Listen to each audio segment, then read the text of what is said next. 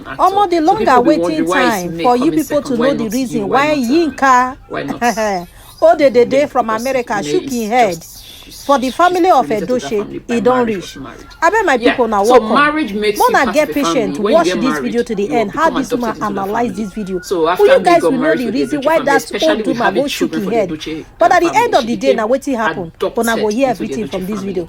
Don't She's forget not to given, like and comment on this video the Edochia because family this one grandchildren. is an eye-opening. She Thank bears you. the name Edochia, and there are some people on social media who are making a fuss about her not dropping the Edochia name. That's totally up to her. Women sometimes after a divorce, they still decide to retain the name of the family that they were married into, that they brought children into. So a lot of women do this. A lot of women do this for their children's sake, to keep that connection, to keep that to keep that connection between them and their children. I think a call is coming. I don't want my video paused. Yeah, so I'll give you some examples. I'm sure there are numerous examples, but there are two that just come to the top of my head, so I'll give those. For example, the current president of the United States, Donald Trump, he was married to a woman, that was his first wife, called Ivana Trump. After the marriage ended, Ivana Trump still decided to retain the Trump name. Trump remarried, married another woman called Malia. Married the third woman that he's currently with now. Married her, but the first wife retained the Trump family name. First of all, she gave Trump his first set of children. Secondly, she's been married into this family. She wants to keep that connection with her children, that identity. She wants to still identify with the family for the sake of her children. Another example is the former and late president of South Africa, Nelson Mandela. May he so rest in peace. Oh my God. Yeah. So Nelson Mandela married Winnie Mandela. When the marriage ended in a divorce, Nelson Mandela married another woman called Graça Machel. Graça was also married to an African head of state that was assassinated.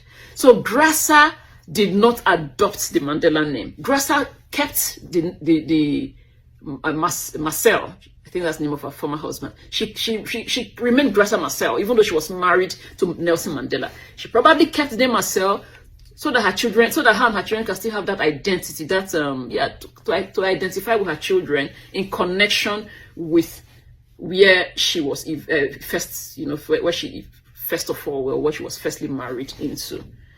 To keep that connection, to keep the identity with her children. Now, Winnie, who divorced from Nelson Mandela, kept the Mandela name. Winnie left this world, lived the rest of her life until she eventually departed this world as Winnie Mandela. Winnie did not drop the Mandela name. I'm sure there are numerous other examples, even in Nigeria, of women who, after a marriage, decide to keep the name of their ex-husband. Especially, in my opinion, because of their children, to keep the identity, to keep the connection with the family that they brought these children into and that they were previously adopted into. Yeah, so it's not a big deal that May is keeping the Edochia name. I know from what I read on social media that the divorce is not finalized. But even if it's finalized, anybody that wants to break their neck, it's up to you if she decides to keep that name. Anything that she does, and first of all, putting her children first, it's up to her. If she decides to keep the Edochia name, I will cheer her on. Keep it. You gave this man his first children. Any other children that anybody gives to him after your children came, of course, they are all children. You were once married to this man. You married him first before any other person. You were adopted into the family by this man before any other woman. So if you want to keep the name, I'll cheer you on.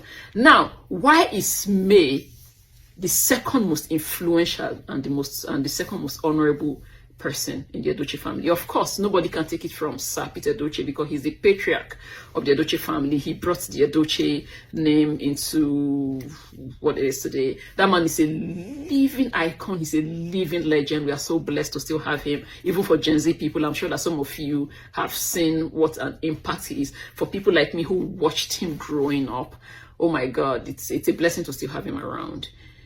He gave so much reputation to that name. Yeah. Peter Edochie, that's not a small name. That's a name sometimes we even have to mention as a sir or elder Peter Edochie or chief. Yeah, I think he goes by chief. So chief is he's a pioneer of the Edochie family. The next person is May. And why is it May?